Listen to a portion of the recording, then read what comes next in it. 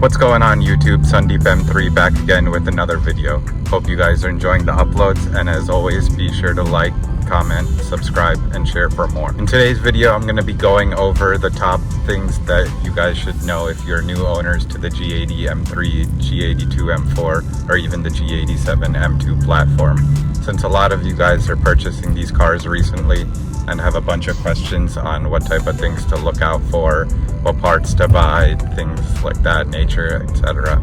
So I'm sure this video will be helpful for you guys, a lot of newcomers, and definitely go over what my past experiences have been as well, so you guys don't make the same mistakes. So you bought your first M car now and are curious to know the common issues, anything to look out for, and which parts to buy.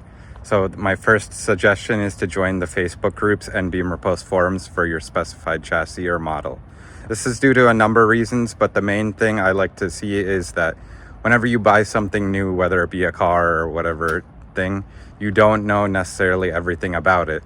So rather than keep asking questions about it, you can just Google it yourself and you'll be directed to people on the forums who probably 9 times out of 10 have had that situation already and have experienced the best case scenario on how to handle it or what to do. So pretty much you can get all your answers resolved, because I do see a lot of people joining these groups as well, asking the same repetitive questions about these cars, and a lot of people who have already been familiar with this platform since it's been out for almost 4 years now, starting with 2021, and now we're into the 2025 model.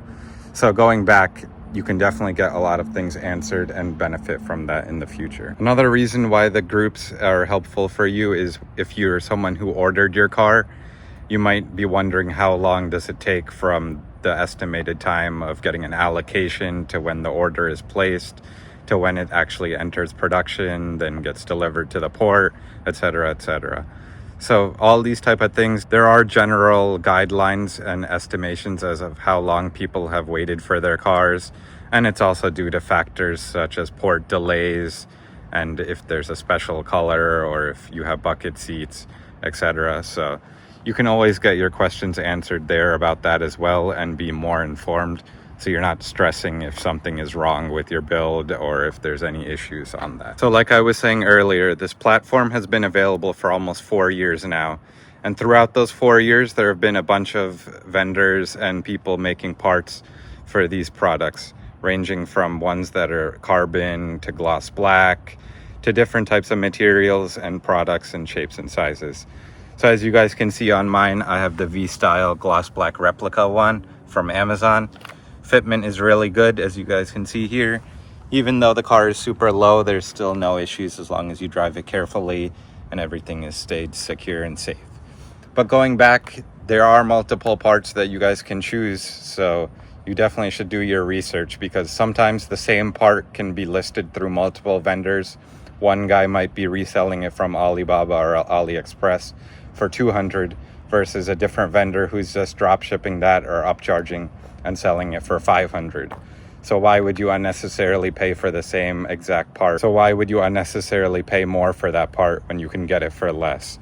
Just the market in general, there have been a lot of people doing that. So you guys know I like to affordably mod my cars and find the best deals, whether I get the products new or used.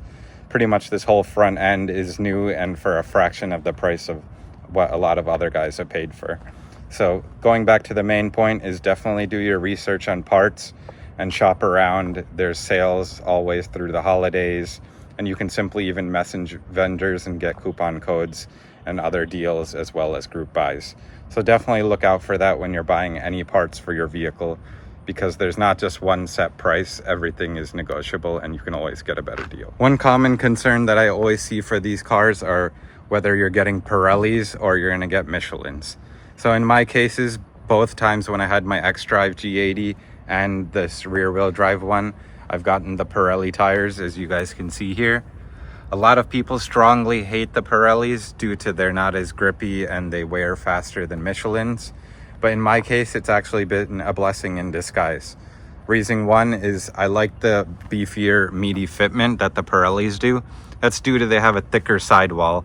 So I have 15 millimeter spacers in the front, as you guys can see here, and it's pretty much almost flush. Maybe I could go in 18, but it would rub a bit. And then going back to the rear, you can see it's pretty much almost poking out slightly. Really perfect fitment with a 15mm spacer as well. So that's one of the reasons I like the Pirellis. And the second reason is you can just pick them up for so cheap, since everyone on the forums and Facebook groups dislikes them.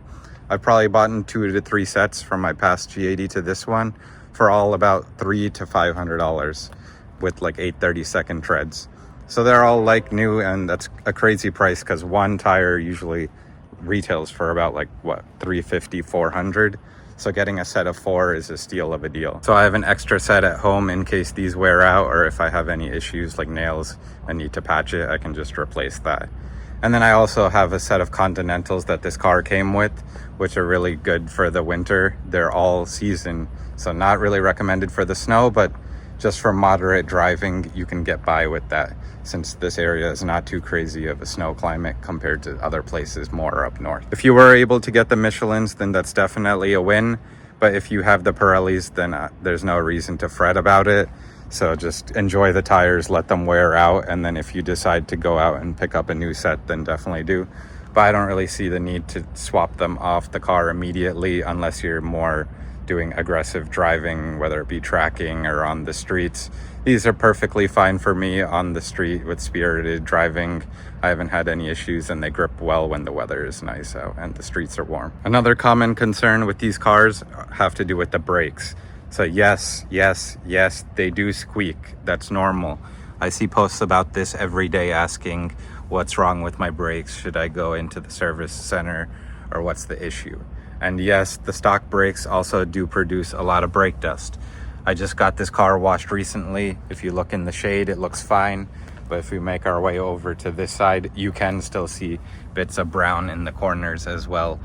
And it just cakes up really easily within a day, just miles driving, and it's already gets a layer of coating. So ceramic coating does help a bit. I haven't gotten it done, but I had friends do it. And supposedly you can just power wash it and then some of the brake dust will come off. So it's just something to keep up with, but that's completely normal. So what you can do as a suggestion is swap your brake pads if you feel the need to. I'm just gonna let these ride out and wear down, then consider them later down the road. But right now I'll keep them as is. What you can upgrade to is the EBC Reds or the eye sweeps. Those ones are decently affordable and get the job done for the most part. Some add extra benefits with tracking and other things as well. Nearly everyone with this car wants to tune it and make it faster. So stock is about 503 horsepower, but everyone wants more power, obviously. So the route I chose is JB4, but there's also Femto as well if you feel like you want to go more of a custom route. So a brief overview of that is JB4 is a plug-and-play tune that you can remove off your car. Some say there are still traces. If obviously your engine blows, BMW could find out, compared to Femto where it's a flash tune, so there's already a warranty failure when ISTA is run and BMW techs can tell. So JB4 is obviously removable and you can resell it. Femto, you do have to ship out the ECU, wait about a week or so, and then buy your tuning choice platform, whether it be boot mod or MHD, and then you can pick up an off-the-shelf tune, or you can go the custom route and have a tuner custom flashy one specified to your mods to get the most benefits for the power. Obviously, the flash tune would be the preferred choice, but I don't really feel the need to go anything too crazy with this car, and the JB4 is more than enough for me. Plus, I can resell it and get most of my money back, so there's no issue with that. Femto, you really only get your money back if you're trying to sell it privately and someone's willing to pay that dime for your time to have it do all that work. But again, I don't feel the need that you need it, but definitely if you're trying to make power on this car, Femto is the way to go, and you should go that route. Another common thing I see that I thought I would bring up is warranty issues. So yes, when you mod your car, the warranty is voided, but not for everything. So let's say you change your DRL lights to the CSL ones. That's not going to void something to do with your exhaust, since those are two different factors with the vehicle and not related. So basically BMW has to prove that whatever you modified is the cause and effect for what the problem was. So in a lot of cases, people get this mixed up and then ask if their warranty is voided. but that's not always the case. But going back, yes, technically doing any modification on these cars can void your warranty, whether doing something simple as spacers or lowering it with springs or coils.